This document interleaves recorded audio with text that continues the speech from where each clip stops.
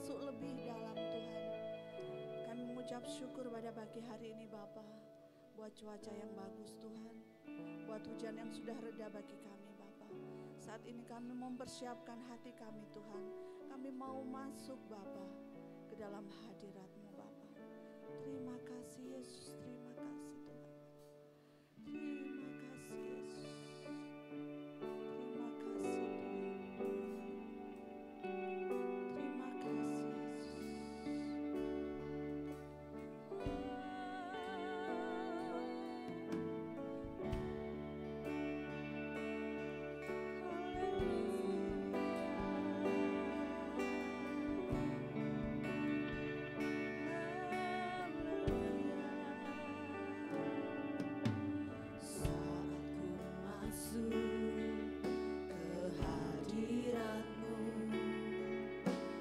Persembahan ke tempat kudus-Mu, pujian tunaikan sembahku berikan bagi-Mu Allah yang mulia. Kau layakkan kami Bapa, Kau layakkanku menghampiri-Mu, melihat tata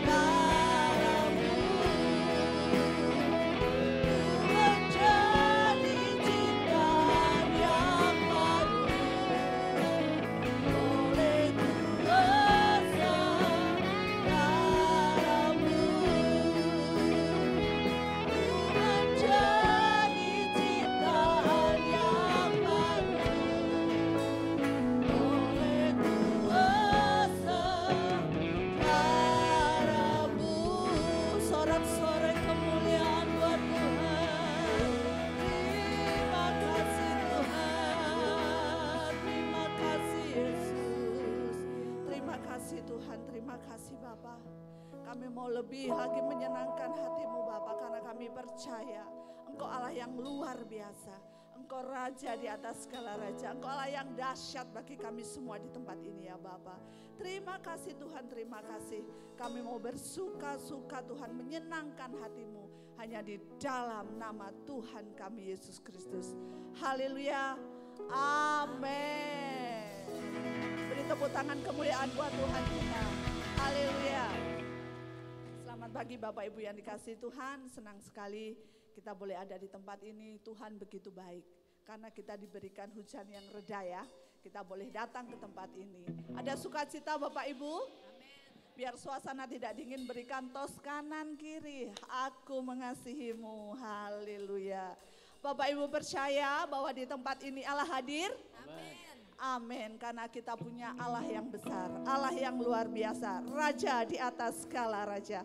Haleluya.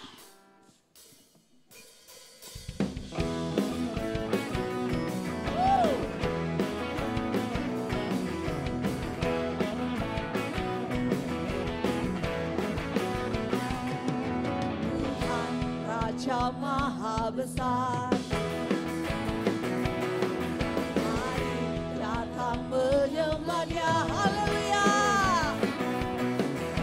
Tuhan Raja Maha Besar, mari datang menyembah Dia, yang mencipta dunia ini, yang membentuk gunung-gunung, kehadirannya datanglah, nyanyi bersyukur padanya.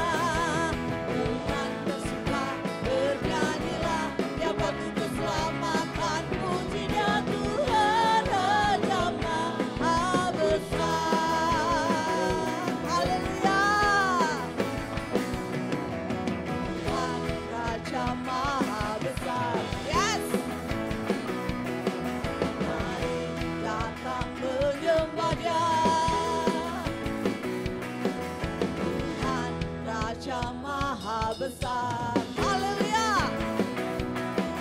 Mari datang menyembah Dia, yang mencipta dunia ini, yang membentuk gunung-gunung, kehadirannya datanglah, nyanyi bersyukur padanya. Tuhan bersuka bernyanyilah, yang bagi keselamatan pujinya Tuhan. Katakan sekali lagi, Tuhan bersuka bernyanyilah, yang bagi keselamatan pujinya Tuhan berjam. Sekali lagi katakan, Tuhan bersuka bernyanyilah, yang bagi keselamatan pujinya Tuhan berjam. Maha besar, Tuhan Raja Maha Besar. Katakan, Tuhan Raja Maha Besar. Haleluya. Haleluya. Puji nama Tuhan. Saudara percaya bahwa Yesus satu-satunya penebus dalam hidup saudara? Amin. Amin, puji Tuhan. Kita menyanyikan pujian ini dengan penuh sukacita. Haleluya.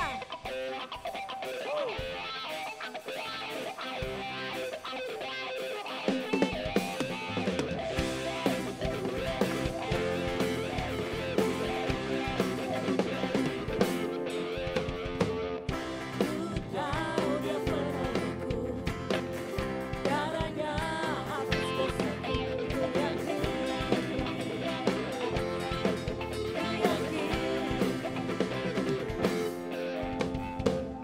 Dia angkat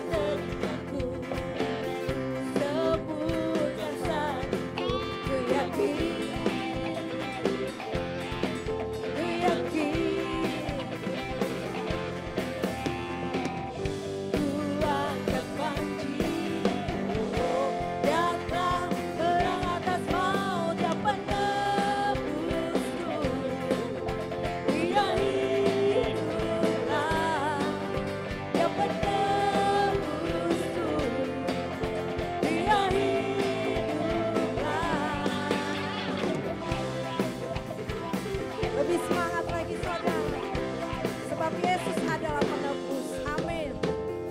Ku tahu Dia penolongku, amin. Darahnya hapus dosaku, ku yakin. Ku yakin Dia angkat deritaku, sembuhkan sakitku, ku yakin. Ku yakin Ku angkat panji-Mu, datang perang atas maut, Dia penebusku. Dia hiduplah, Dia penebusku. Dia hiduplah, Dia penebusku. Dia hiduplah, Dia penebusku. Dia hiduplah. Kau bebaskanku, ku kan bangkit, ku kan menari menyambut kerajaanmu datang. Kau bebaskan kami Tuhan. Haleluya. Kau bebaskanku, ku kan bangkit, ku kan menari menyambut kerajaanmu datang. Amin. Dia penebusku. Katakan dengan imanmu. Dia Amin. hiduplah, Haleluya. Dia penebusku. Dia hiduplah, Sekali lagi. Dia penebusku. Dia hiduplah, Dia penebusku. Dia hiduplah, Dia penebusku. Dia hiduplah, Dia penebusku. Dia hiduplah, Dia penebusku. Dia hiduplah, Dia penebusku. Amin. Dia hiduplah.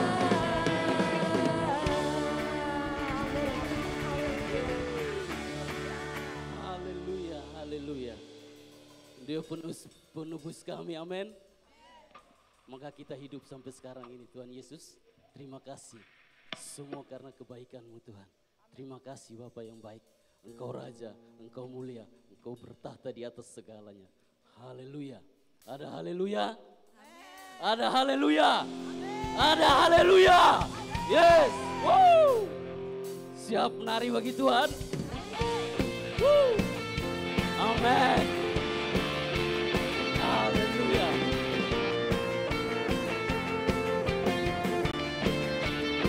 Katakan dengan imanmu, Yesus kau kekuatan.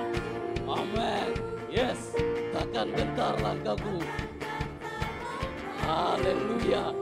Haleluya. Yes. Kau angkat tanganku di satu. Kalau sumber kuat kami Tuhan.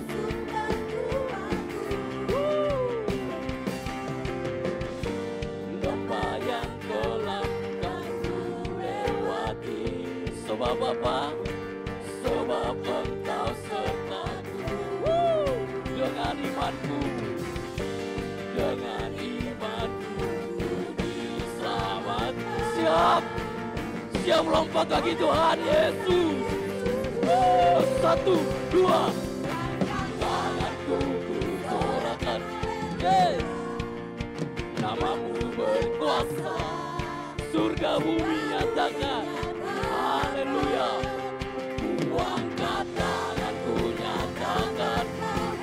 Yes. Allah yang perkasa, amin, berkuasa selamanya. Haleluya. Amin.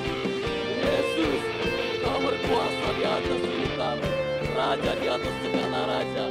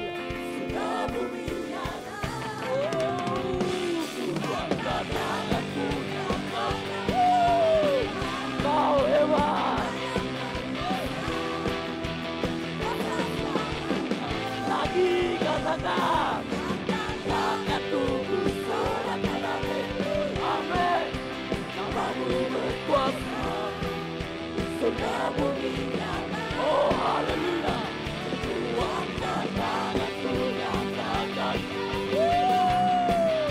Allah yang berkuasa. Sekali lagi kita katakan, oh kuatkan tanganku. Amin. Tanganku berkuasa, surga bumi. Oh haleluya, kuatkan tanganku nyatakan, oh Allah yang berkuasa, berkuasa selamanya. Oh haleluya.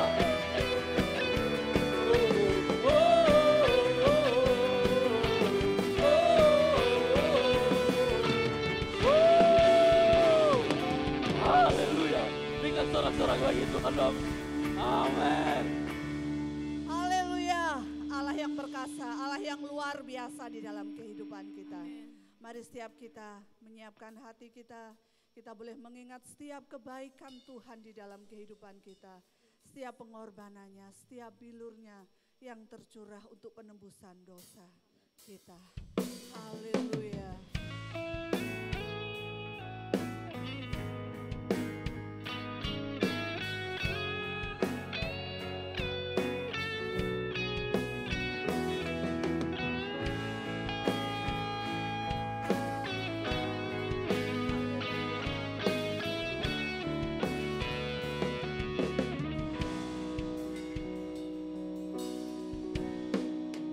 Begitu besar kasih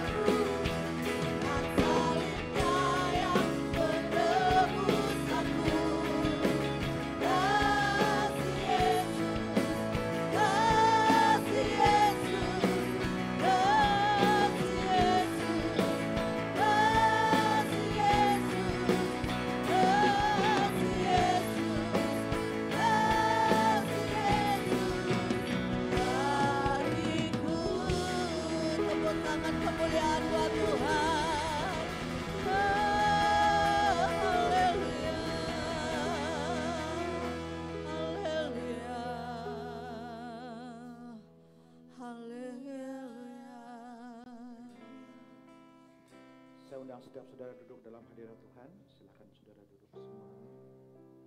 Pujian ini mengajak kita untuk sama-sama mengingat kasih Tuhan pada pagi hari ini, dan seperti menjadi kebiasaan kita akan melakukan tindakan iman perjamuan kudus. Dan firman Tuhan memerintahkan kita untuk melakukan ini dengan mengingat akan Tuhan Yesus, ingat akan kasih Tuhan. Saya mengajak kita semua ada dalam hadirat Tuhan. Mari ambil saat teduh sejenak dalam hadirat Tuhan. Sementara saya mengundang para pelayan boleh maju ke depan. Mari kita mengingat-ingat kasih Tuhan pagi hari ini.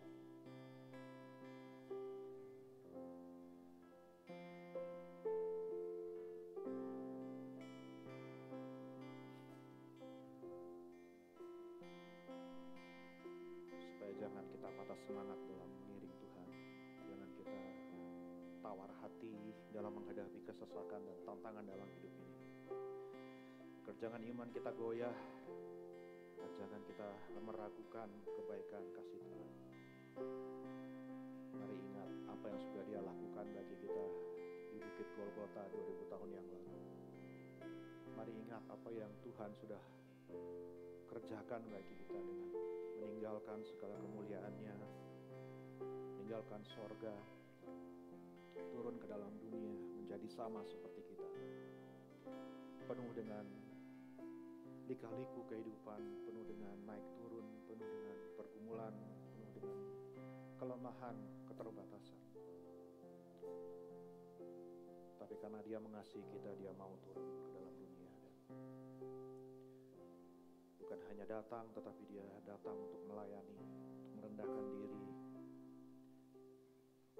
untuk memberikan hidupnya, memberikan yang terbaik bagi orang lain. Bahkan Tuhan Yesus rela korbankan hidupnya sendiri supaya hidup saudara dan saya bisa menerima kekekalan yang tersedia bagi kita di surga yang mulia. Mari kita akan lakukan tindakan iman perjamuan kudus ini bukan karena ritual, bukan karena seremonial, bukan hanya karena sebuah program gereja, tetapi karena kita tahu Tuhan yang memerintahkan kita untuk melakukan ini. Dan kita percaya bahwa di dalam ketaatan kepada perintah Tuhan ada berkat Tuhan tersedia bagi saudara dan saya. Bahwa Dia melihat tindakan iman kita. Dia melihat pengakuan iman kita bahwa kita percaya roti ini adalah tubuh Kristus dan anggur ini adalah darah Kristus. Dan tiap kali kita makan dan minum tubuh dan darah Yesus, kita bersekutu kembali dengan Dia. Kita dipulihkan kembali. Kita menerima anugerah yang baru. Dan iman kita dihidupkan, dikuatkan kembali dalam menghadapi umur yang Tuhan percayakan kepada kita. Makasih Tuhan, kami percaya berkat tersedia di meja hidangan yang Tuhan sudah sediakan buat kami. Kami lakukan ini dengan mengingat apa yang Tuhan sudah kerjakan di masa yang lampau. Bahwa Tuhan sudah mati buat kami, Tuhan sudah tebus kami, dan pekerjaan-Mu sempurna buat kami Tuhan. Pengampunan kami sempurna. Kami juga mau melakukan perjamuan kudus ini dengan memandang ke depan. Memandang dengan iman akan perjamuan kawin anak domba yang tersedia saat kami berjumpa dengan Engkau kelak Tuhan di dalam kemuliaan-Mu ya Bapa. Bahwa kami akan makan sehidangan dengan Engkau kembali dan minum anggur sukacita bersama dengan Engkau kembali. Sebab di sanalah pengharapan kami yang sesungguhnya, di sanalah sukacita kami yang sepenuhnya ya Tuhan. Di sanalah jiwa kami mendapatkan ketentraman yang kekal ya Tuhan. Di sanalah segala jerit tangis, keluh kesah, keluh kami hilang Tuhan. Digantikan dengan sukacita yang tak terkatakan, yang kekal untuk selama-lamanya. Terima kasih Tuhan, kalau hari ini kami ada, semua karena anugerah-Mu, bukan karena kuat gagah kami. Bukan karena siapa kami, tapi semua karena berkat-Mu ya Tuhan. Oleh karena kemurahan dan kebaikan ya Allah. Terima kasih Tuhan, ampunilah segala salah dan dosa kami. Semua perbuatan, perkataan, pikiran kami, semua tindakan, bahkan angan-angan kami, keinginan di hati kami yang tidak berkenan kepadamu Tuhan, ampunilah. Karena hanya Engkau saja yang sanggup menghapuskan dosa kami Tuhan. Hanya Engkau saja. yang dapat mengubah kami dari kehidupan yang lama menjadi ciptaan yang baru. Kiranya Engkau berkenan memberkati roti dan anggur ini ya Tuhan. Barang siapa yang lapar dan haus pada pagi hari ini, yang membutuhkan daripada Engkau Tuhan, biarlah tangan-Mu sendiri yang menyediakan bagi kami, biarlah tubuh-Mu sendiri yang memuaskan kami, dan biarlah darah-Mu sendiri yang menyegarkan kami kembali ya Tuhan. Terima kasih Bapa, kami siap lakukan ini dalam nama Tuhan Yesus Kristus. Haleluya.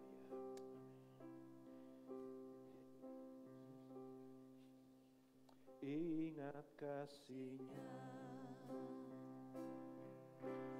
ingat kebaikan-Nya,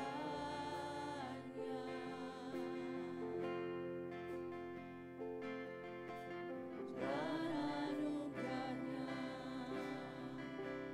selamatkanku.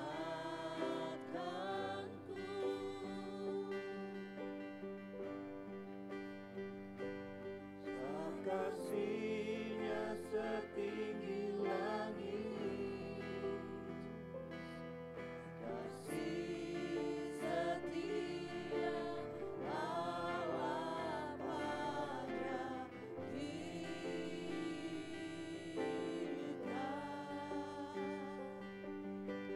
Besar kasih Allah pada kita.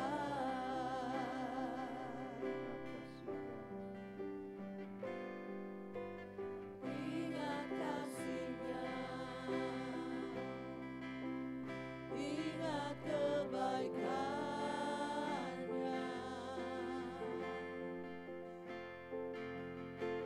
dan anugerahnya selamatkanku.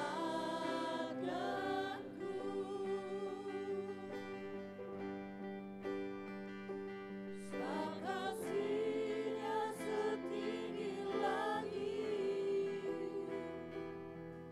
kasih setia Allah pada kita.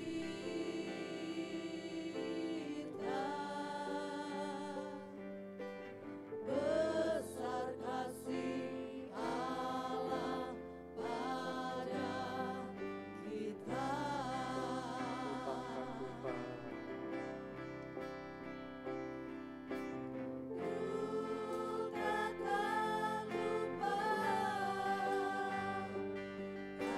kasih-Nya.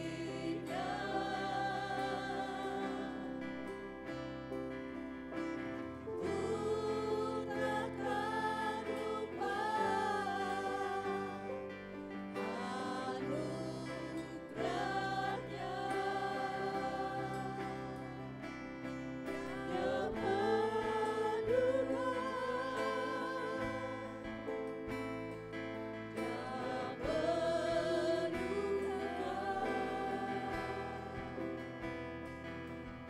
Yang menduga, yang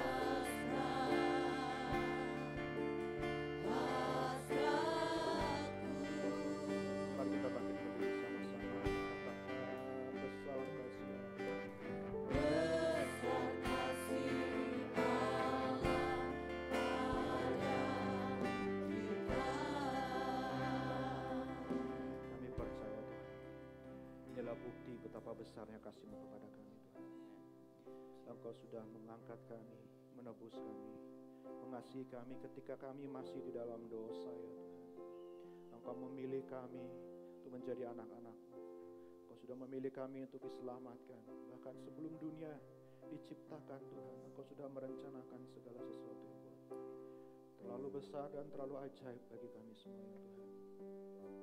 Pagi hari ini pun kami berdiri, kami tahu semua ada dalam rencana-Mu ya Tuhan.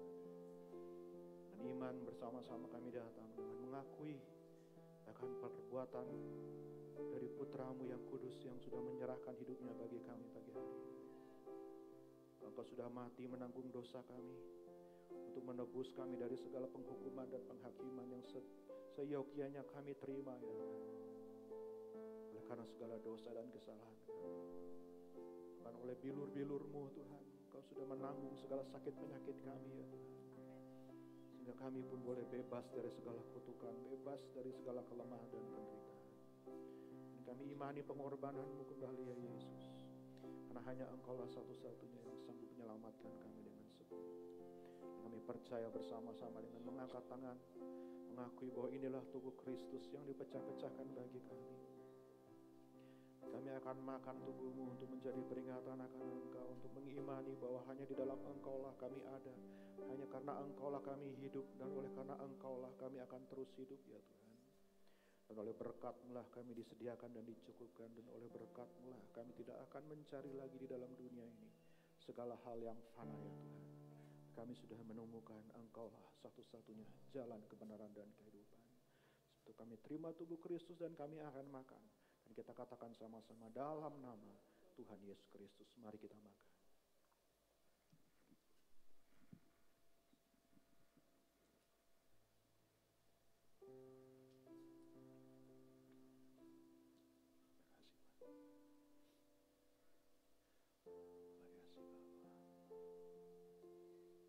Setelah makan, Yesus mengambil cawan, mengangkatnya dan mengucap syukur, bahkan memberkatinya dan memberikan kepada murid-muridnya dan berkata, ambil dan minumlah. Sebab anggur ini adalah darah dari meterai perjanjian yang baru, yang kuikat dengan engkau sebagai umat perjanjianku. Inilah darahku, darah penumpahan dosa bagi banyak orang. Sebab darahku adalah benar-benar minuman, dan barang siapa yang dipercikkan oleh darahku, dia dikuduskan untuk selama-lamanya, hanya untuk menjadi milik Tuhan saja. Bila kita minum darah Kristus yang mulia, yang tak bercacat celah, yang jauh lebih berharga dari apapun di dalam dunia ini. Darah yang satu-satunya akan melayakkan kita untuk masuk dalam kerajaan surga. Mari kita terima darah Kristus dengan iman dan ucapan syukur. Katakan sama-sama dalam nama Tuhan Yesus Kristus. Haleluya.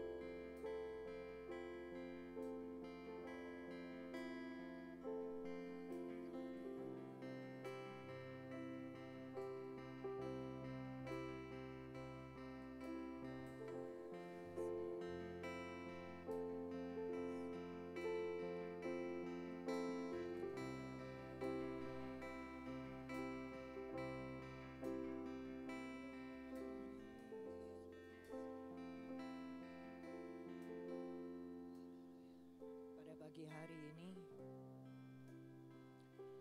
saya merasa Tuhan ingin menunjukkan hati kita yang sebenarnya. Ada beberapa di antara kita yang menjadi korban perasaan, disalahkan walaupun tidak salah, disalah mengerti padahal maksudnya baik. Tuhan ingin berkata kepada orang-orang yang mengalami korban perasaan itu, lihat padaku.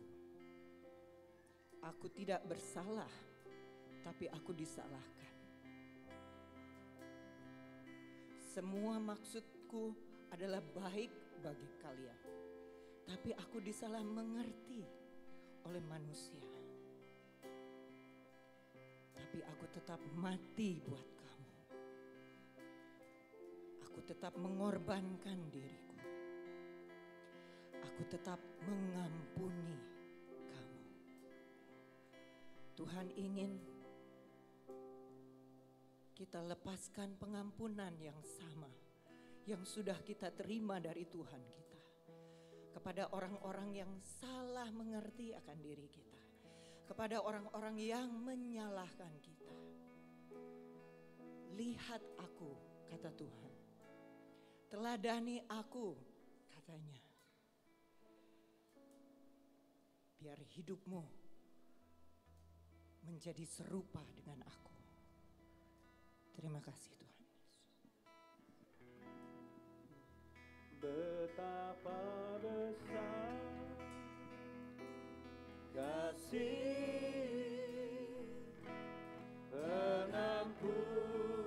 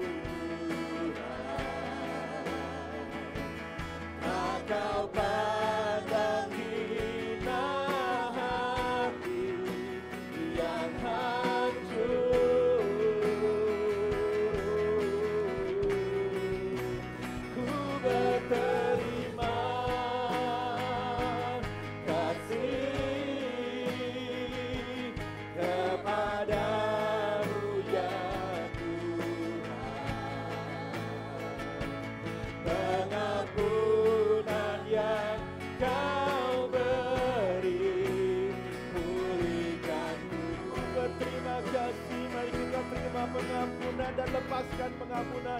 Ku berterima kasih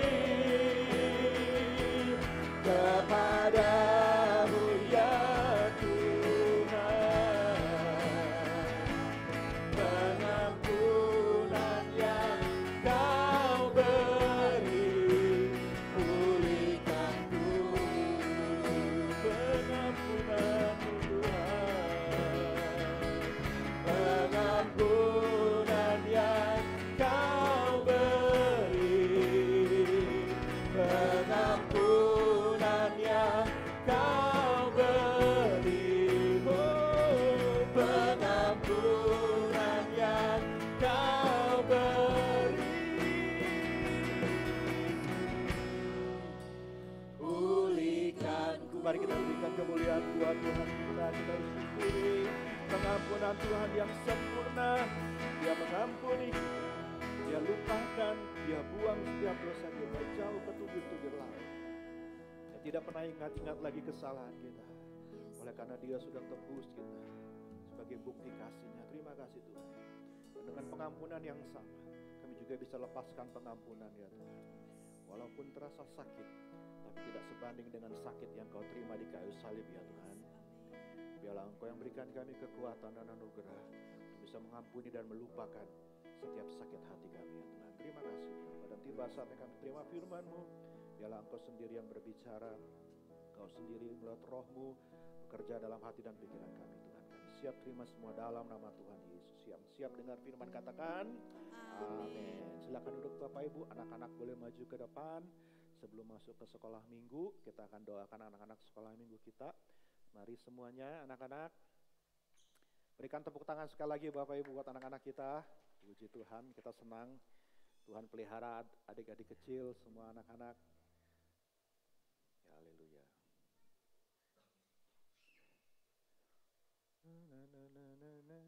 Tuhan cinta. Gimana lagunya itu? Anak-anak kecil Tuhan cinta. Apa lagi? Anak-anak besar Tuhan cinta. Pemuda-pemudi Tuhan cinta. Aku sayangkan kita semua Tuhan. Waduh, udah lama banget tuh lagu sekolah minggu ya.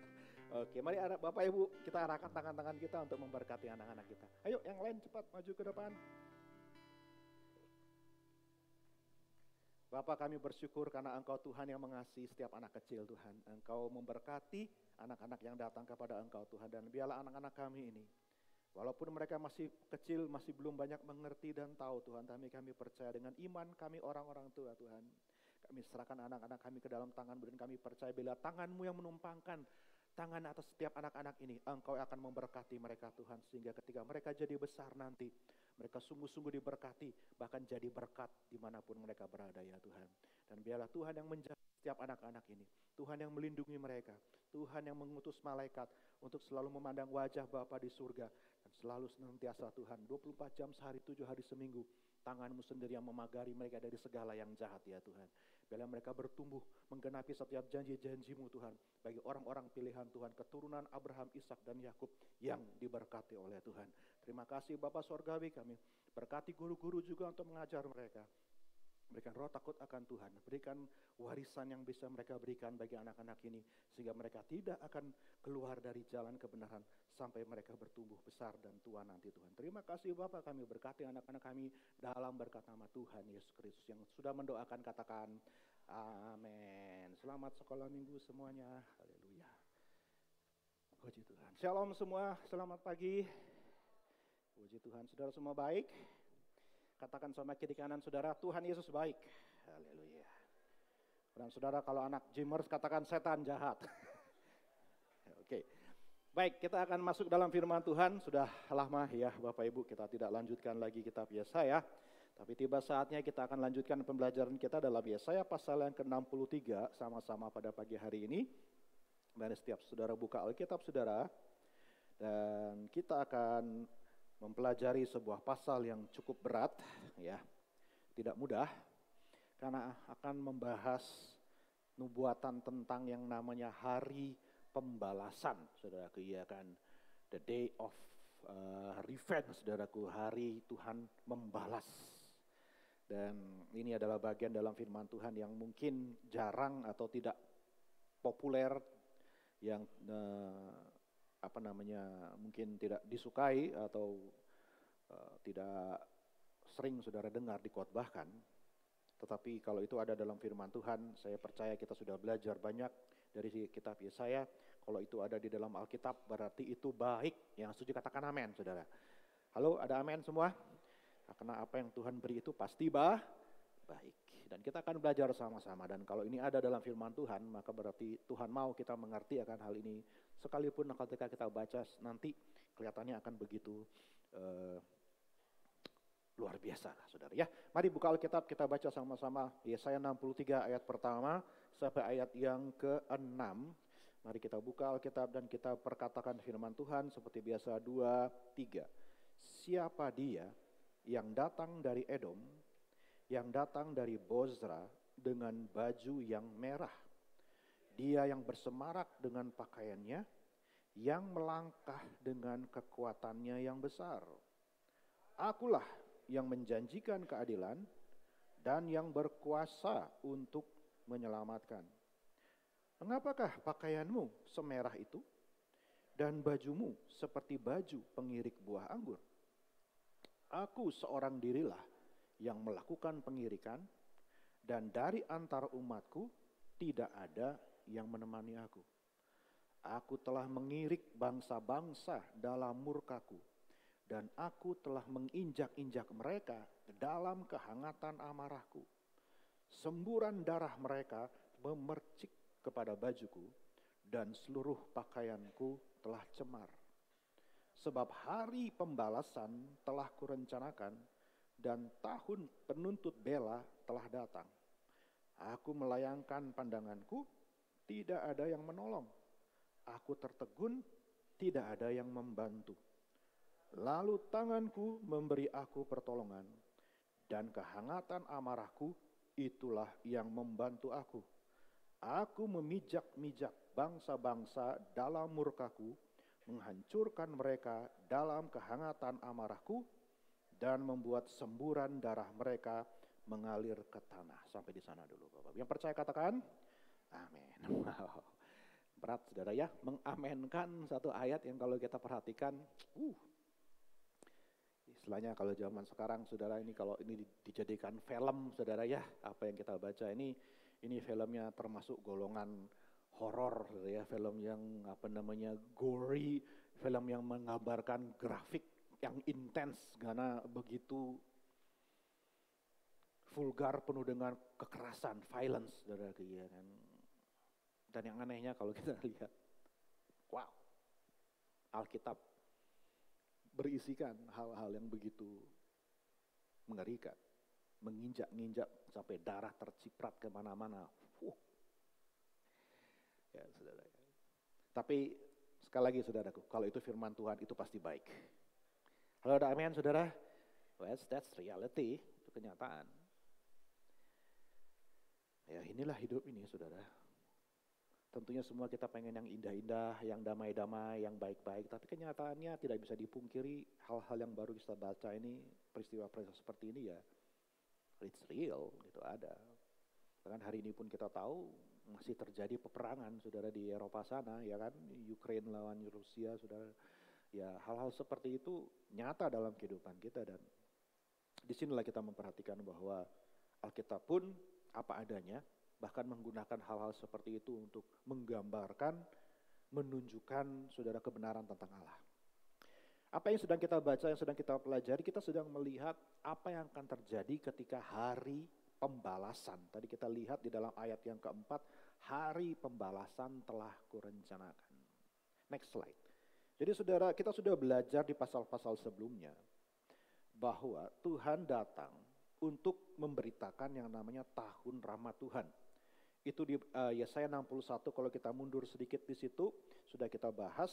Yesus sendiri di dalam Injil, dia sendiri datang, dia membaca salah satu ayat pertama yang dibaca oleh Yesus adalah ayat ini. Ketika dia ada di sinagog, di kotanya di Nazaret, dia sudah baca. Dan dia menyatakan bahwa roh Allah ada padaku untuk mengurapi aku, mengutus aku menyampaikan kabar baik dan seterusnya. Dan untuk memberitakan tahun rahmat Tuhan. Dan kita lihat di dalam Lukas dikatakan Yesus mengatakan itu dan dia berhenti sampai di sana. Karena kalimat berikutnya dan hari pembalasan Allah kita tidak diucapkan oleh Yesus. Karena ketika dia datang 2000 tahun yang lalu. Dia baru menggenapi sampai Yesaya 61 ayat 2 bagian pertama, bagian A, untuk memberitakan tahun rahmat Tuhan, tahun Yobel. Bagian yang kedua yaitu hari pembalasan ditangguhkan. Belum digenapi ketika Yesus datang pertama kali. Makanya dia datang penuh dengan kemurahan, dia datang penuh dengan kebaikan, dia datang penuh dengan mujizat, dia datang dengan penuh dengan berkat. Karena dia sedang menggenapi, dia tahu betul dia menggenapi bagian nubuatan Yesaya ini. Bahwa tugasnya adalah memberitakan tahun rahmat Tuhan. Dan barang siapa yang mau menerima, maka mereka pun akan mengalami semua yang dijanjikan di dalam ayat yang pertama. Orang yang remuk hati, orang yang dalam tawanan, orang yang terkurung. Ya saudaraku, orang-orang miskin, orang-orang sengsara. Mereka lah kebanyakan yang mengalami tahun rahmat Tuhan, mengalami kesembuhan, diberkati dan seterusnya. Tapi tentunya kita tahu sayangnya saudara tidak semua menerima Yesus. Malah banyak di antara mereka, bahkan murid-muridnya pun dikatakan dalam Alkitab menolak siapa Yesus. Walaupun dia sudah menunjukkan tahun rahmat Tuhan kepada mereka. Karena rupa-rupanya saudara mujizat itu tidak menjamin bahwa orang yang mengalami mujizat pasti mau menerima pesan yang sebenarnya menjadi tujuan utama mengapa Tuhan memberikan mujizat. Yaitu diselamatkan, pengampunan, pertobatan. Mau menerima dan mau percaya Yesus sebagai Tuhan. Bagian yang di situ saudara, orang, kalau saudara doain orang, saudara memberkatin orang, saudara minta mujizat buat siapapun, semua pasti mau, apalagi orang lagi susah. Apa juga mereka terima. Tapi begitu dituntut, percaya sama Tuhan. Walaupun mereka ngalamin mujizat, tidak terbantahkan. Sudah berapa banyak yang sembuh, berapa banyak yang mengalami kuasa Tuhan, berapa banyak dari bangsa Israel yang gak bisa bohong, mereka sendiri menerima. 10 orang kusta disembuhkan, 10-10-nya sembuh, tapi cuma 1 yang mengucap syukur sama Tuhan. Cuma 1 yang kembali dan berterima kasih. Dan itu pun orang Samaria, bukan umat Tuhan lagi saudara. Bayangkan umat Tuhan aja nggak mau mengucap syukur, nggak mau kembali sama sang pemberi mujizat. Lupa sudah. Malah orang yang malah datang mengucap syukur sama Tuhan. Makanya sudah dikasih Tuhan, bukan saya tidak percaya mujizat, bukan saya tidak mendoakan orang untuk menerima mujizat, tapi saya berulang kali melihat kenyataannya. Makin banyak dikasih mujizat, makin manja orang saudara. Makanya jangan terlalu banyak minta mujizat, saudara. Bukan saya nggak percaya sekali lagi, saudara. Karena makin banyak kita dapat mujizat, makin malas kita. Betul apa betul, saudara? Halo, betul apa betul? Tuhan berkati saya, Tuhan. Tuhan kasih berkat. Walaupun dia nggak berubah kelakuannya, tetap malas, tetap banyak nilep, tetap banyak korupsi, saudara. Tapi minta berkat terus. Ya, kalau dikasih mujizat terus, saudara, apakah berubah dia? I don't think so. Tuhan sembuhin sakit saya Tuhan, Tuhan kasih sembuh, apakah dia berubah gaya hidupnya? No, tetap saja sama saudaraku, yang tetap saja makan makanan yang gak sehat, gaya hidupnya gak sehat. Walaupun saudara dapat kesembuhan. Dan sakit lagi, minta lagi kesembuhan, datang lagi nangis-nangis ke gereja, sungguh-sungguh lagi cari Tuhan, ikut doa, ikut semua pelayanan, semua di saudara. Begitu dapat berkat, dadah bye-bye, kemana lagi orangnya ya saudara? Berulang kali terlalu banyak saya ketemu jemaat seperti itu. Kalau sudah ada maunya, datang baik-baik. Sudah dapat maunya, Pak Gem permisi, saya mau pindah. Oke. Ya sudah, mau gimana lagi. Tapi saudara dikasih Tuhan, apa yang terjadi ketika orang tidak mau menghargai anugerah yang Tuhan sudah berikan?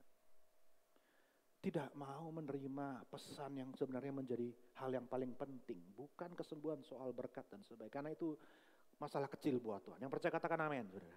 Itu kecil banget sebenarnya. Itu kadang-kadang kalau saya dengar ya saudara ada yang mengeluh soal 1-2 juta, 5 juta, 10 juta, soalnya gara-gara, aduh Tuhan, buat Tuhan itu ya ampun. Ngeributin masalah remeh-temeh banget buat Tuhan. Karena kalau Tuhan sekali berkat, sulit apa sih? Aduh Tuhan kalau kasih berkat, 1-2 miliar, 1-2 triliun juga masalah kecil buat Tuhan. Ada amin saudara? Maka jangan ribut masalah-masalah segitu saudara. Tapi ingat, apa tujuannya Tuhan kasih berkat? Apa tujuannya Tuhan kasih kita anugerah? Oke, jadi menolak tahun rahmat Tuhan, maka bagian yang kedua, hari pembalasan Allah kita akan terjadi. Why? Karena Tuhan itu adil. Yang setuju katakan amin, saudara. Adil.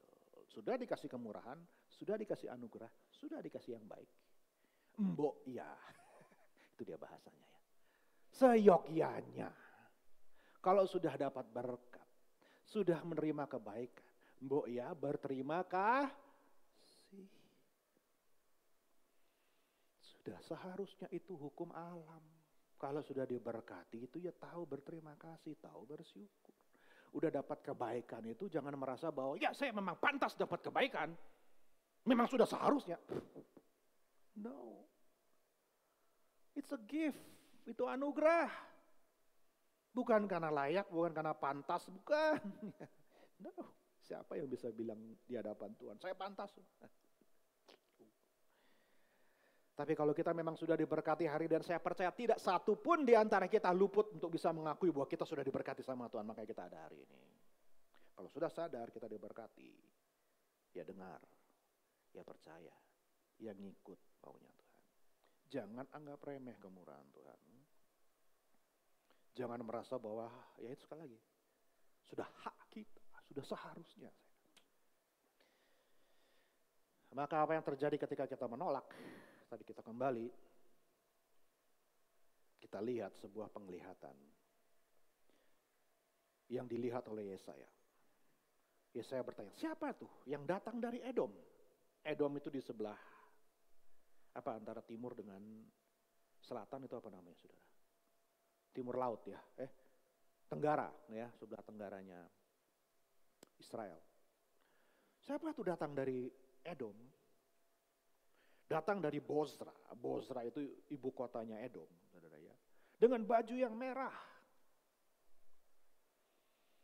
Aku si baju merah.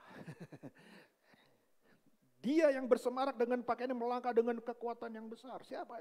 Dia saya melihat sebuah penampakan, sebuah penglihatan yang wow, keren banget ini orang datang dengan baju yang merah. Siapa dia ini?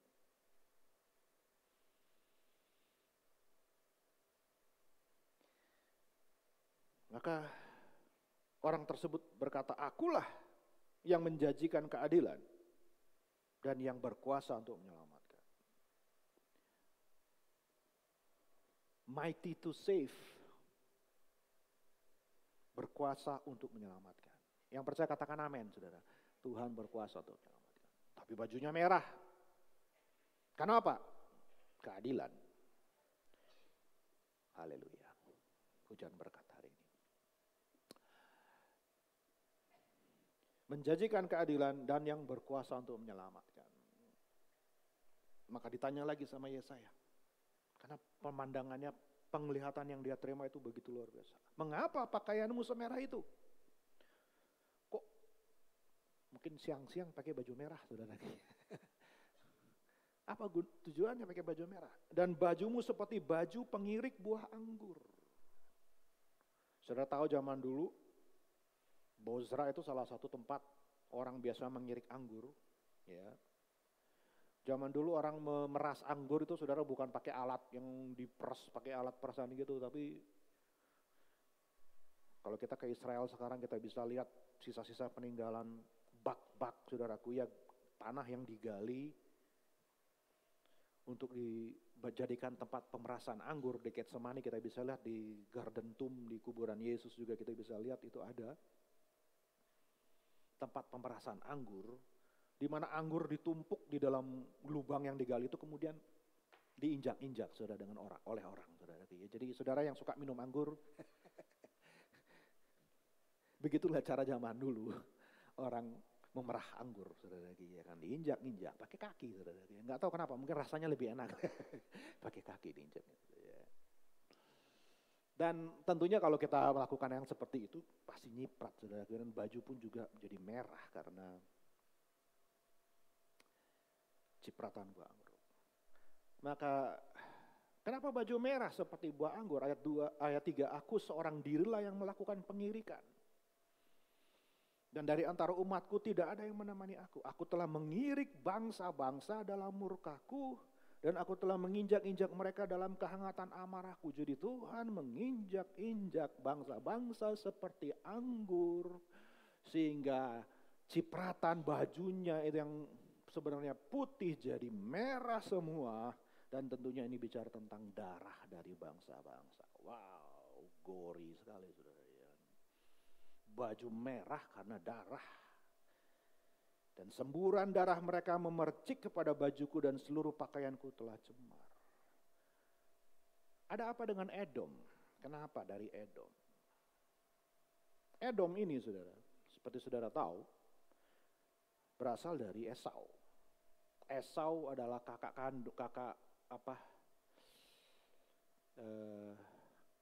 kembar, saudara ya, kembaran dari Yakub. Dan Esau ini kita tahu dia tidak menghargai anugerah. Tidak menghargai berkat kesuluh. Dianggap remeh hanya demi Brennebond, hanya demi kacang merah. Gak penting berkat kesulungan itu, gak penting anugerah itu, apa sih? Yang penting yang saya mau, yang saya pengen, yang saya minta. Perut lapar. Mempertuhankan perut, ya saudara, ya kan. Yang penting apa yang daging ini inginkan itu yang nomor 1, berkat Tuhan, kebaikan Tuhan, kesetiaan Tuhan, anugerah Tuhan. Enggak penting semuanya saya tukar dengan hal yang seperti itu. Itu Esau. Menganggap sepi, memandang rendah sama berkat yang Tuhan sediakan kalau kita jadi umatnya. Lebih menilai berharga berkat jasmani yang cuman sementara. Yang setuju katakan amin, saudara. Dan hanya karena kelihatannya perkara kecil, saudara. Ya sudah aku jual hak kesulunganku hanya demi ini. Yang sekali makan habis selesai. Kata Tuhan kejamban, saudara. Wow, penting banget sih. Tapi hak kesulungan, berkat yang dari Tuhan, saudaraku, anugerah daripada Tuhan, saya ambil. Enggak penting buat saya. Yang penting saya mau nih saya dapatkan. Jual Tuhan, tinggalkan Tuhan. Saudara, Tuhan sendiri bilang, kelihatannya sederhana, kelihatannya kecil. Tapi Tuhan bilang, aku mengasihi Yakub, tetapi membenci Esau. Tuhan benci, saudaraku, ya kan. Saya tahu rasanya benci kayak bagaimana. Itu sudah bukan tidak suka lagi saya kan. Kalau sudah benci itu, berarti benar-benar. Dan Tuhan bilang, aku membenci Esau. Biarpun Esau nangis-nangis sampai mau nangis darah minta diberkatin, no. Aku membenci Esau.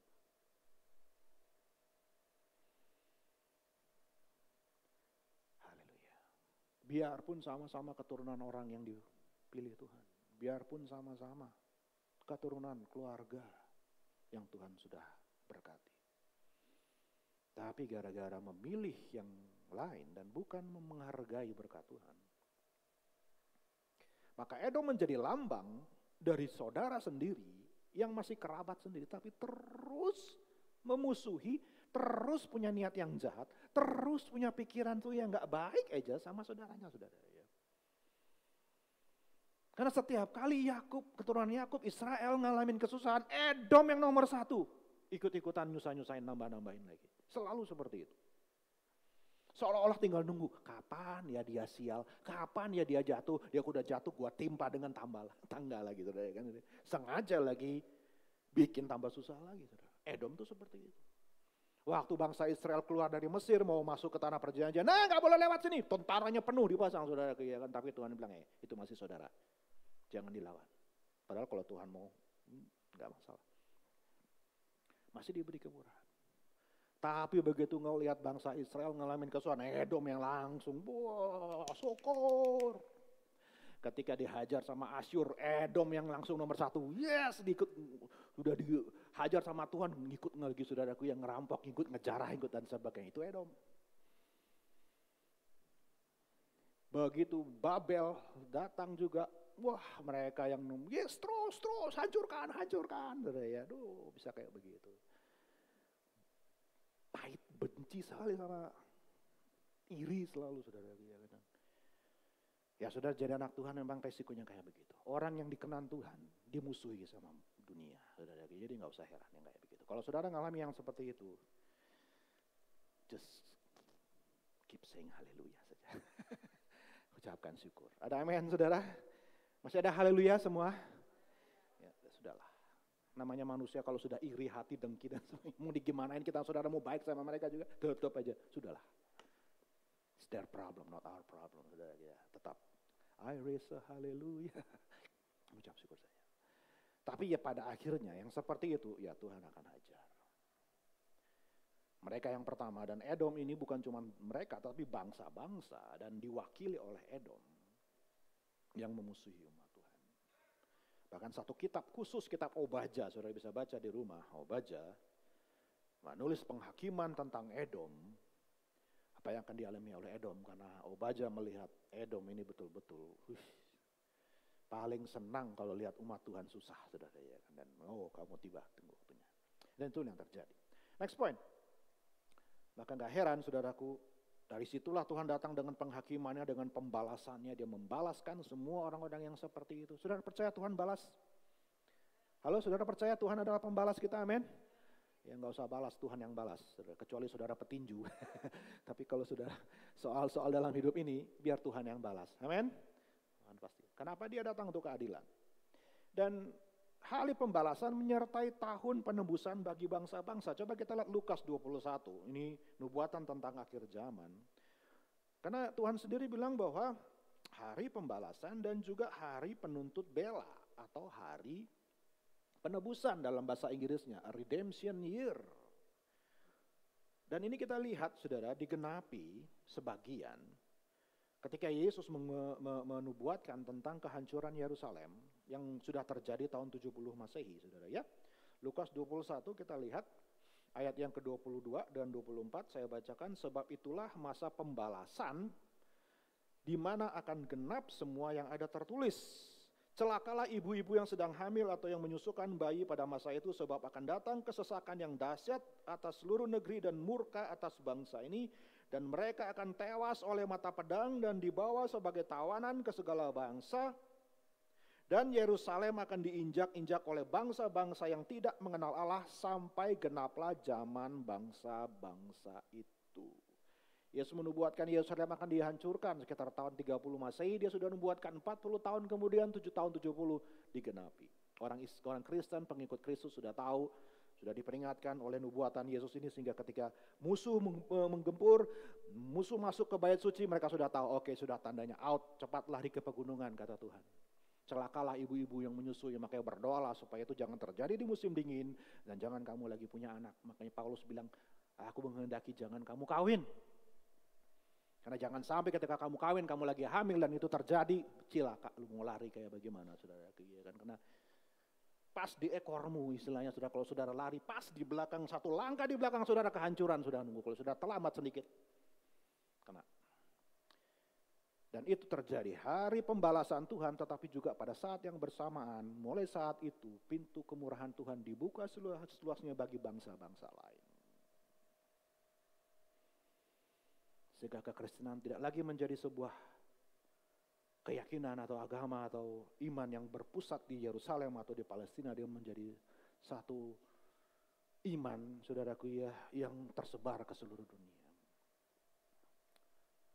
Hari penebusan terjadi sampai genap waktunya. Yerusalem dipulihkan, maka akan berakhir masa kemurahan bagi bangsa-bangsa. Dan saudara, makin lama sekarang makin dekat waktunya Yerusalem dipulihkan, dan makin dekat waktunya kemurahan bagi bangsa-bangsa tertutup sehingga orang tidak akan bisa terima keselamatan lagi. Dan makanya bersyukurlah kalau kita masih dalam Tuhan. Ada amin saudara? Jangan mundur lagi. Kalau saudara mundur lagi belum tentu ada kesempatan lagi untuk bisa masuk dalam keselamatan. Kalau sudah ditutup pintunya, saudara mau nangis bagaimanapun juga kalau bahtera sudah ditutup. Bah akan datang, saudara ya. Jadi ini memang menjadi nubuatan. Dan next point, dan ini sudah digenapi secara sebagian. Poin berikutnya kita lihat ya, tahun 70 Masehi saya sudah katakan sebagian digenapi. Tetapi sepenuhnya nanti digenapi di akhir zaman. Next slide kita lihat bahwa saat Tuhan membalas ini akan digenapi secara sempurna di dalam kitab Wahyu tentunya. Saya mau mengajak kita melihat sedikit dalam Wahyu pasal yang ke-14. Karena ini saudara bayangkan, Yesaya di tahun 710 sebelum Masehi sudah melihat jauh memandang ke depan sampai ke akhir zaman. Dan kita lihat Wahyu yang ditulis oleh Rasul Yohanes pun senada, seirama, sama bahasanya dengan apa yang Yesaya sudah sampaikan 800 tahun sebelum dia. Saudara, ya kan? Luar biasa sekali. Dan kita lihat di sana, coba ayatnya berapa tadi ya. Dan seorang malaikat lain datang dari mesbah, ia berkuasa atas api dan ia berseru dengan suara nyaring kepada malaikat yang memegang sabit tajam itu, katanya, ayunkanlah sabitmu yang tajam itu dan potonglah buah-buah pohon anggur di bumi karena buahnya sudah masak. Terus lalu malaikat itu mengayunkan sabitnya ke atas bumi dan memotong buah pohon anggur di bumi dan melemparkannya ke dalam kilangan besar, yaitu apa saudara? Murka Allah. Dan buah-buah anggur itu dikilang di luar kota dan dari kilangan itu mengalir darah tingginya sampai ke kekang kuda dan jauhnya 200 mil. Banjir darah setinggi kekang kuda. Saya nggak tahu kuda tingginya seberapa ya kuda di sana saudaraku. Yang saya bayangkan setinggi kepala saya lah kekangnya seenggak-enggaknya. Saudara bisa bayangkan darah membanjir setinggi 170 meter ya, 1 meter 70 cm saudaraku, sampai 200 mil. Banjir darah yang begitu mengerikan. Dan ketika Yerusalem dihancurkan tahun 70 Masehi, darah mengalir seperti sungai, kata Yosefus yang menulis sebagai saksi mata. Dan nanti di akhir zaman segitu banyak yang mati sampai sudah 200 mil panjangnya, sungainya sudah begitu mengerikan memandang ini. Hari pembalasan Tuhan. Karena apa? Ya karena orang kalau udah terlalu jahat, saudaraku ya kan, sampai Tuhan yang baik pun bisa jadi seperti itu. Maka kalau saudara lihat manusia kok bisa jahat-jahat banget, ya nggak usah heran saudara. Penghukumannya juga begitu mengerikan. Kenapa? Tuhan itu adil. Ada amin saudara? Adil. Makanya jangan main-main juga. Peringatan bagi kita. Jadi orang itu jangan jahat saudara ya kan, karena keras pembalasan dari Tuhan. Next point. Dan kita lihat juga di akhirnya di Wahyu pasal yang ke-19. Yesus sendiri dikatakan di situ, aku melihat tidak ada yang bersama dengan aku, tapi aku sendiri yang akan menginjak-injak. Aku melayangkan ayat 5 kembali kepada Yesaya, aku melayangkan padangku, tidak ada yang menolong. Yesus sendiri yang akan mengalahkan semua yang memusuhi dia. Dan di dalam Wahyu kita lihat kembali bisa ditampilkan Wahyu 19 masih dengan nada yang sama, Yohanes kembali menubuatkan yang sama sesuai dengan apa yang sudah diberikan oleh Yesaya. Makanya kenapa Yesaya ini penting saudara dan saya pelajari, karena isi perjanjian baru paling banyak secara langsung maupun tidak langsung mengutip dari Yesaya saudara ya. Wahyu 19 ayat 11, lalu aku melihat sorga terbuka, sesungguhnya ada seekor kuda putih dan ia yang menungganginya bernama yang setia dan yang benar. Ia menghakimi dan berperang dengan adil. Terus, dan matanya bagaikan nyala api dan di atas kepalanya terdapat banyak mahkota dan padanya ada tertulis suatu nama yang tidak diketahui seorang pun kecuali ia sendiri. Dan ia memakai jubah yang telah apa saudara? Dicelup dalam darah. Dan namanya ialah Firman Allah. Terus, dan semua pasukan yang di surga mengikuti dia, mereka menunggang kuda putih dan memakai lenan halus yang putih bersih. Semuanya pakai lenan halus putih bersih ini bicara tentang orang-orang kudus. Yang bajunya merah darah itu cuma sang penunggang kuda putih saja. Karena yang lain cuma nonton, yaitu saudara dan saya, orang-orang percaya. Tapi Yesus sendiri yang akan mengalahkan musuh-musuhnya. Semua kita cuma jadi penonton saja. Saudara. Dia nggak butuh saudara dan saya untuk mengalahkan musuh-musuhnya. Dia sendiri cukup untuk melakukan semuanya. Dan dari mulutnya keluarlah sebidang pedang tajam yang akan memukul segala bangsa, dan ia akan menggembalakan mereka dengan gada besi, dan ia akan memeras anggur dalam kilangan anggur, yaitu kegeraman murka Allah yang maha kuasa. Jadi the same language. Dan pada jubahnya dan pahanya tertulis suatu nama, yaitu Raja segala raja dan Tuhan di atas segala Tuhan. Haleluya. Jadi saudara, kadang-kadang saya pikir, saudara, aduh gimana caranya Tuhan, ya saudara, aduh Tuhan, saya bisa membantu engkau, menolong engkau dalam pelayanan, dalam saya diingatkan oleh ayat ini, Tuhan gak butuh saudara dan saya, saudara, dia bisa lakukan semuanya sendirian, saudara. Jadi jangan kecil hati. Ada amin, saudara? Jangan kecil hati. Kuasa Tuhan cukup. Mungkin kita merasa terbatas kemampuan kita, aduh kalau gak saya sungguh-sungguh dan sebagainya. No. Tuhan sendiri akan bangun dan akan menyayangi Sion. Dia sendiri yang akan lakukan semuanya dengan kekuatannya. Kalau sudah waktunya, gak ada yang bisa dapat menahan. Makanya Yesus sendiri ini bicara tentang Yesus mengalahkan antikristus. Kalau saudara baca ayat-ayat selanjutnya, siapa yang bisa ngalahin antikristus? Gak ada yang bisa.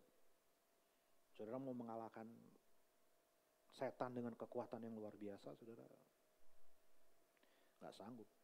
Cuman Tuhan Yesus, dan cuman dengan cuman dengan yang percaya firman katakan amin. Oke, selama kita taat sama firman, kita pasti menang di dalam Tuhan. Karena dia mengalahkan musuh dengan, maka ini yang nomor satu, saudara, sampai akhir zaman nanti ini yang akan mengalahkan musuh-musuh.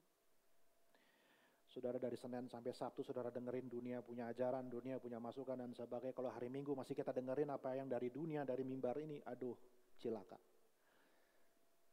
Makanya kita mau fokus sama apa yang firman Tuhan bilang. Karena ini akan mengalahkan dunia. Haleluya, puji Tuhan.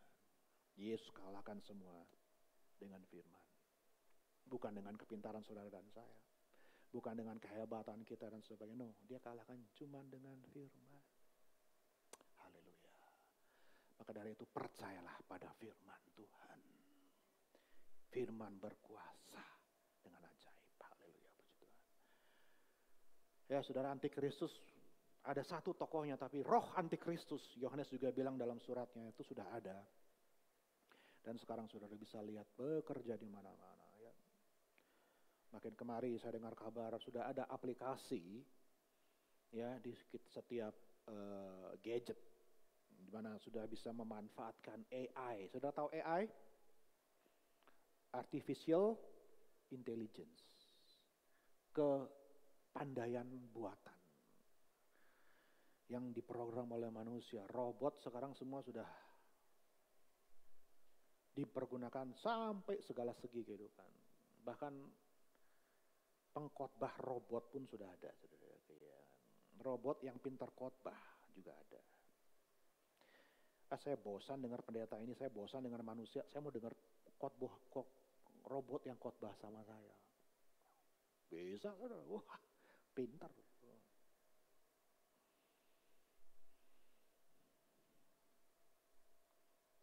Suruh memprediksi dan apa sebagainya, robot bisa, diajak ngobrol bisa. Tapi selalu sama anehnya saudara, ya kan saya dengar kabarnya, kalau ditanya tentang manusia, dia kalkulasi. Selalu jawabannya sama, harus dipunahkan. Karena secara logika memang manusia ini,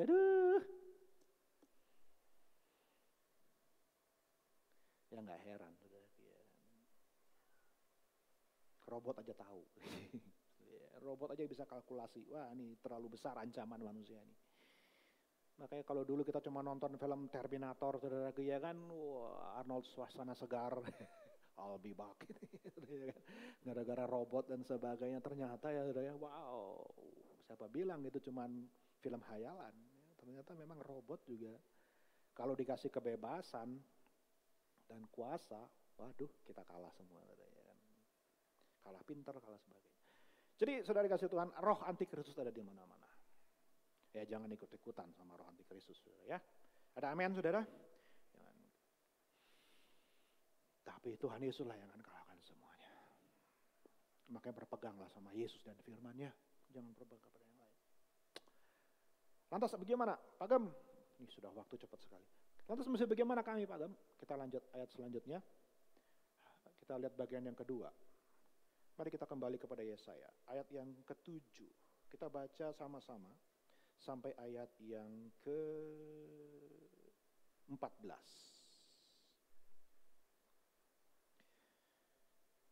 Maka yang Yesaya lakukan setelah dia melihat kenyataan penghukuman akan terjadi, respon kita seharusnya seperti apa? Dan Yesaya memberikan teladan kepada kita. Mari kita baca sama-sama. 2, 3. Aku hendak menyebut-nyebut perbuatan kasih setia Tuhan. Perbuatan Tuhan yang masyhur sesuai dengan segala yang dilakukan Tuhan kepada kita. Dan kebajikan yang besar kepada kaum Israel yang dilakukannya kepada mereka sesuai dengan kasih sayangnya dan sesuai dengan kasih setianya yang besar. Bukankah ia berfirman, sungguh merekalah umatku, anak-anak yang tidak akan berlaku curang. Maka ia menjadi juru selamat mereka dalam segala kesesakan mereka. Bukan seorang duta atau utusan, melainkan ia sendirilah yang menyelamatkan mereka. Dialah yang menebus mereka dalam kasihnya dan belas kasihannya. Ia mengangkat dan menggendong mereka selama zaman dahulu kala. Tetapi mereka memberontak dan mendukakan Roh Kudusnya. Maka ia berubah menjadi musuh mereka. Dan ia sendiri berperang melawan mereka. Lalu teringatlah mereka kepada zaman dahulu kala, zaman Musa hambanya itu. Di manakah dia yang membawa mereka naik dari laut bersama-sama dengan penggembala kambing dombanya?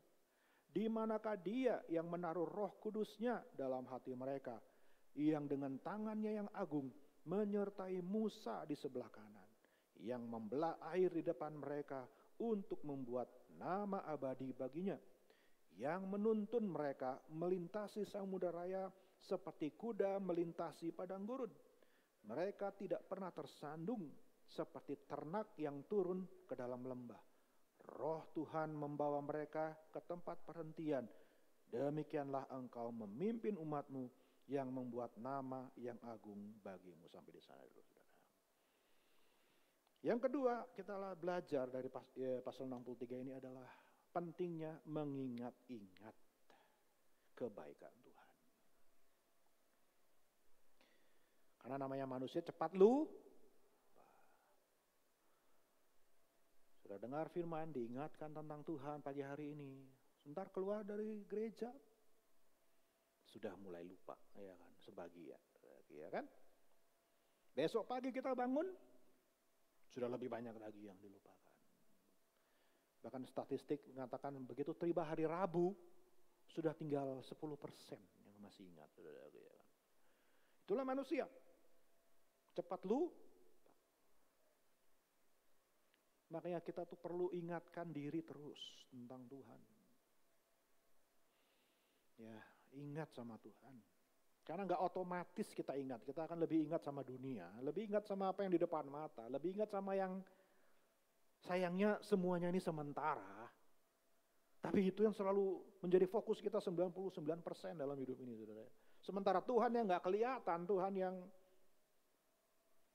tidak bisa kita kenal lewat panca indera kita, itu satu hal yang cuma bisa kita renungkan dan pahami dan ingatkan diri kita lagi. Memori kita semua yang sudah pernah mengalami kasih Tuhan, itu yang harus diingat. Karena begitu kita lupa, kita tenggelam lagi dengan dunia ini, sudahlah, kebawalah sama arus dunia, saudara ya. Makanya firman Tuhan bilang, katakan, aku hendak menyebut, bukan cuma mengingat tetapi menyebut. Katakan menyebut, saudara. Menyebut berarti denganmu. Itulah pentingnya kita memuji Tuhan. You have to say it. You have to sing it. Kita harus ucapkan, kita harus katakan, kita harus nyanyikan. Saudara. Kenapa umat Tuhan itu nyanyi? Saudara. Dan saya suka sedih kalau lihat saudara datang ke gereja gak ikut nyanyi. Karena saudara bukan nyanyi buat siapa-siapa, saudara sendiri yang diberkati kalau nyanyi sama Tuhan. You have to sing it, you have to say it. Bukan saudara Tuhan tuh butuh suara saudara, tidak. Kalau kita dengar suara kita sendiri yang diberkati. Itu menguatkan iman kita sendiri. Nah, perkataan meluap dari dalam hati. Dan apa yang kamu ucapkan kembali lagi kepadamu. Jadi saudara, sing it. Say it. Out loud. Dengan keras. Dengan lantang. Jangan setengah-setengah. Jangan malu-malu. Haleluya. Ada amin saudara? Gak apa-apa saudara punya suara gak bagus-bagus banget. Ada fals saudara, that's okay. Saudara bukan nyanyi buat orang lain. Saudara sedang nyanyi sama Tuhan. Dan saudara sedang memberkati hidup saudara sendiri. Jadi ingat kebaikan Tuhan. Karena kalau kita nggak ingat kebaikan Tuhan, kita baca ayat-ayat yang tadi sebelumnya, waduh orang banyak begitu baca ayat ini, tuh Tuhan itu sadis, Tuhan itu kejam, Tuhan itu begini dan sebagainya. Hei, tunggu dulu. Ingat dulu kenapa dia jadi seperti itu. Yang salah siapa? Bukan salahnya Tuhan. Kalau sampai Tuhan kayak begitu, bisa bayangkan. Tuhan yang baik banget, sampai jadi kayak begini, berarti kan penyebabnya tuh, waduh. Benar-benar, nah itu yang mesti diingat. Makanya saudara kasih Tuhan, kalau kita ingat kembali bahwa kita ini sudah ditebus, sudah dapat anugerah Tuhan, sudah diampuni, sudah diselamatkan, sudah ditolong, gak tahu berapa banyak kali. Kalau kita ingat-ingat kita ditolong sama Tuhan, Bapak Ibu dikasih Tuhan, mari jangan lupakan kebaikan Tuhan. Itu yang selalu harus di-review, remembrance, dijadikan peringatan. Karena itu yang akan membuat kita fokus. Karena ingat saudaraku, ketika semuanya terjadi, umat Tuhan akan ada di situ. Kita akan menyaksikan penghukuman, penghakiman. Dan kembali ke dalam kitab Wahyu, by the way, sudah kita pelajari berapa tahun lalu. Setiap kali penghukuman datang, apa yang terjadi? Dunia mengalami penghukuman, umat Tuhan ngapain? Umat Tuhan memuji Tuhan. Saudara baca lagi tadi Wahyu 14 sampai Wahyu 19, 7 cawan ditumpahkan, kilang anggur murka Allah ditumpahkan, apa yang terjadi? Umat Tuhan nyanyi. Cawan berikutnya tambah keras nyanyinya. Terus sampai 7 kali, umat Tuhan terus berseru dan memuji Tuhan. Has power in our praise. Kita akan berkata, sungguh adil Engkau Tuhan.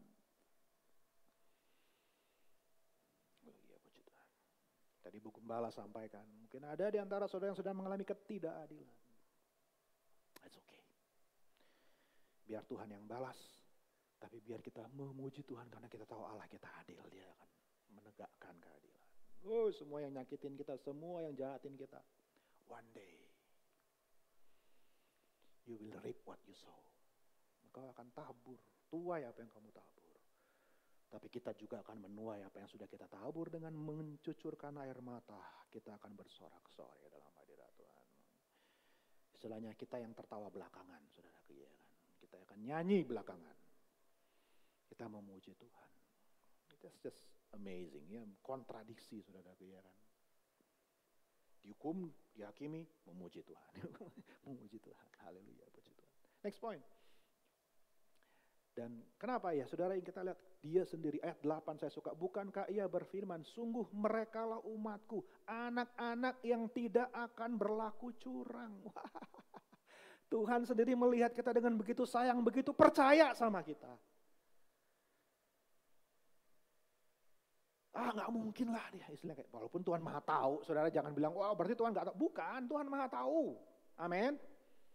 Halo ada amin saudara? Tapi dia tuh begitu percaya, dia begitu mengharapkan the best out of us. Karena dia selalu melihat yang terbaik, versi terbaik dari kita. Bukan melihat keadaannya kita. Kalau dia mau lihat keadaan kita, gak akan pernah dia mau sayang sama kita. Tapi Tuhan melihat anak-anak yang tidak akan berlaku curang. Walaupun pada akhirnya nyakitin hati dia. Tapi dia sudah melihat bahwa kita anak-anak yang dikasihinya.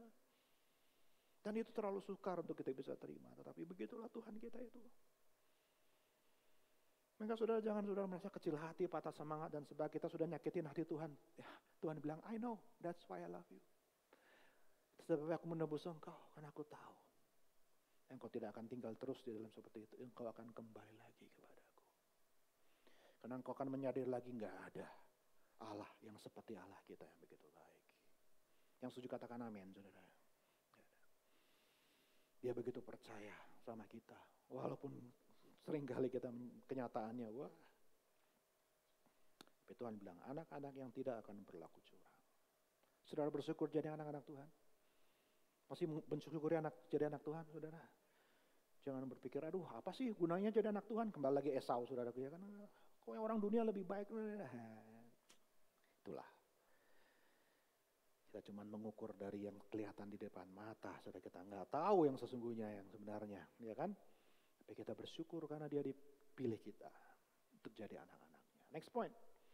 Dan dialah satu-satunya juru selamat yang mau menyelamatkan kita. Nggak ada yang lain. Ia sendiri yang menyelamatkan mereka. Dia yang menebus mereka dalam kasihnya dan belas kasihannya. Kenapa Yesus datang ke dalam dunia? Ya karena cuma dia yang bisa menebus. Dan cuma dia yang akan bisa sanggup menyelamatkan kita. Dan kita nggak perlu andalkan yang lain, saudara. Nggak andalkan manusia manapun. Siapapun dengan titel apapun. No, nggak akan bisa. Cuman Yesuslah yang bisa kita andalkan. Dan setiap kali kita dalam kesesakan, dalam bahasa aslinya, dia tidak jadi musuh kita ketika kita lagi susah. Dia ada di pihak kita. He is for us. He is not our foe dalam bahasa Inggris. Dia bukan musuh kita.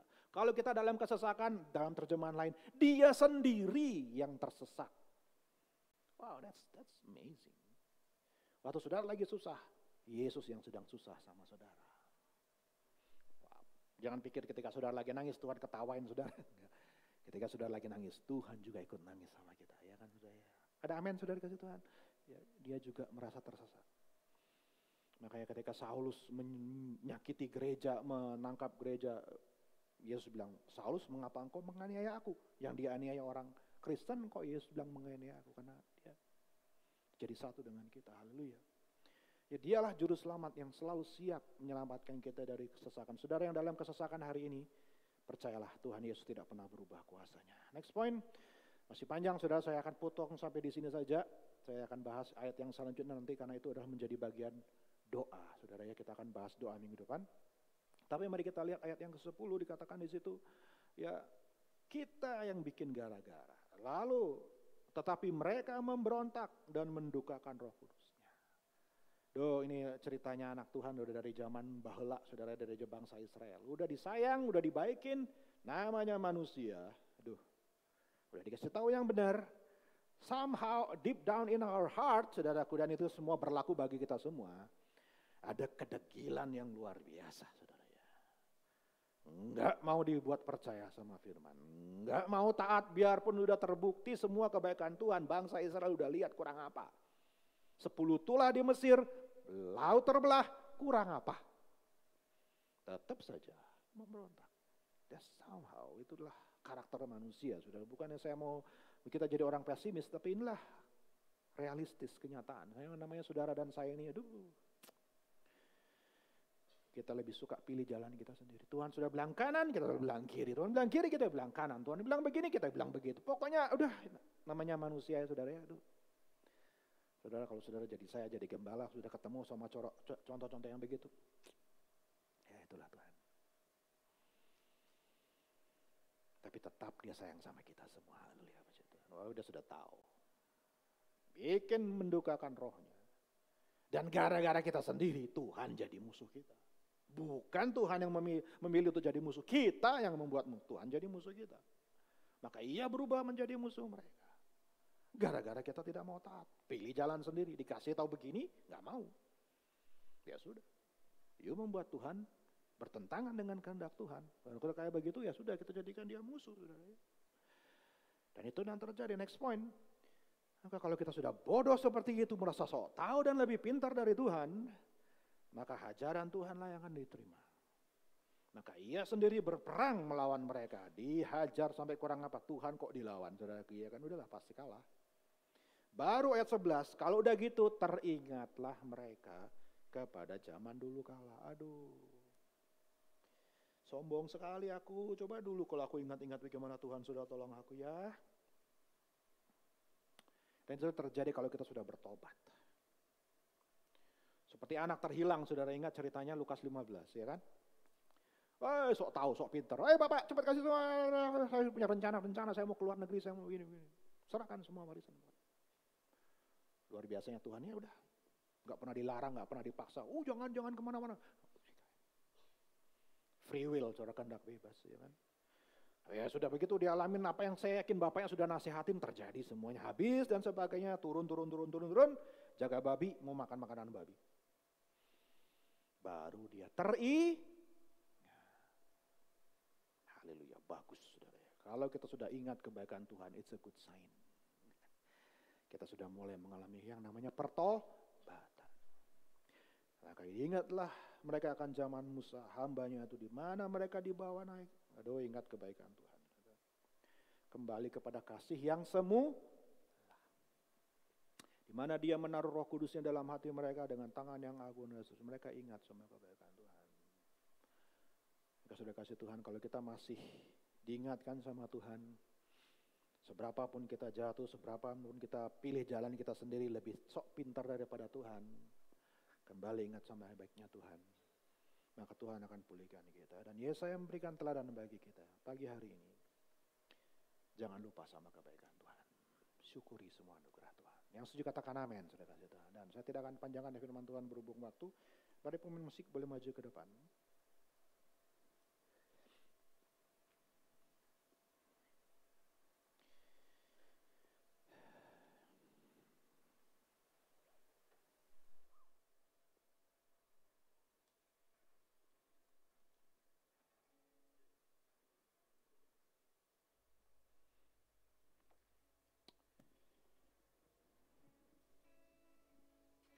Kita nyanyikan lagu Waymaker, saudara, di bahasa Inggris.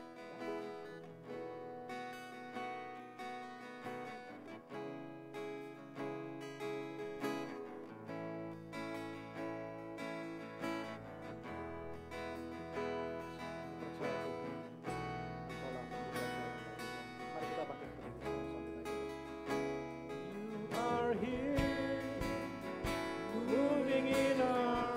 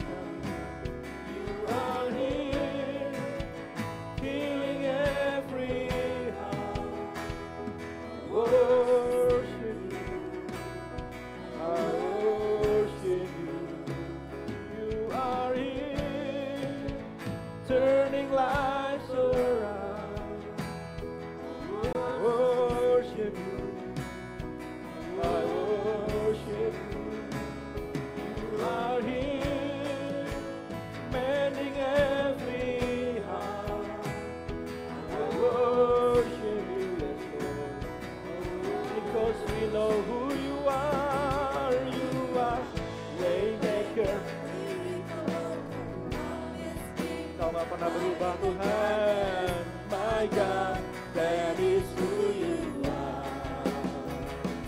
You are way